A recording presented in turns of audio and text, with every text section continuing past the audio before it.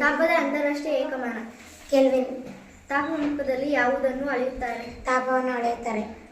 Digital ವೈದ್ಯಕೀಯ ತಾಪಮಾಪಕದಲ್ಲಿ ತಾಪವನ್ನು ಇದು ಸಹಾಯದಿಂದ ನಿರ್ವಹಿಸಲಾಗುತ್ತದೆ. ಶಾಖ ಸಂವೇದಕಗಳು. 37 ಡಿಗ್ರಿ ಸೆಲ್ಸಿಯಸ್ ತಾಪವು ಇದಕ್ಕೆ ಸಮಾನವಾಗಿದೆ. 98.6 ಡಿಗ್ರಿ ಫ್ಯಾರನ್ಹೀಟ್. ತಾಪಮಾಪಕದ ಯಾವ ಭಾಗವು ಪಾದರಸವನ್ನು ಹೊಂದಿರುತ್ತದೆ? ಬಲ್ಬ್ ಅಥವಾ ಗೋಡೆ. ತಾಪ ಈ ಪರಿಕಲ್ಪನೆಯನ್ನು ವ್ಯಾಖ್ಯಾನಿಸಿ. ಒಂದು ವಸ್ತುವಿನ ಬಿಸಿ ಅಥವಾ ತಣ್ಣನೆಯ ವಿಶ್ವಾಸಾರ್ಹ ಅಳತೆಯನ್ನು ತಾಪ ಎಂದು ಕರೆಯುತ್ತಾರೆ. ತಾಪಮಾಪಕದ ಸಾಮಾನ್ಯವಾಗಿ ಬಳಸುವ ದ್ರವ ಯಾವುದು? ಪಾದರಸ.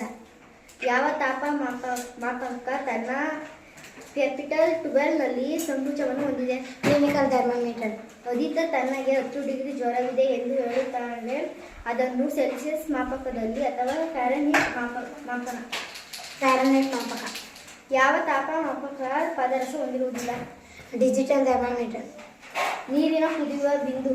100 ಡಿಗ್ರಿ ಸೆಲ್ಸಿಯಸ್. ನೀರಿನ ಘನೀಕರಣ ಬಿಂದು? 0 ಡಿಗ್ರಿ ಸೆಲ್ಸಿಯಸ್. ಡಿಜಿಟಲ್ ವೈದ್ಯಕೀಯ ಬ್ಯಾಟರಿಯಿಂದ ಕಾರ್ಯನಿರ್ವಹಿಸುತ್ತದೆ. ಶೂನ್ಯ ಕೆಲ್ವಿನ್. ಸಂಪೂರ್ಣ ಶೂನ್ಯ. ದ್ರವಲೋಹ? ಪಾದರಸ.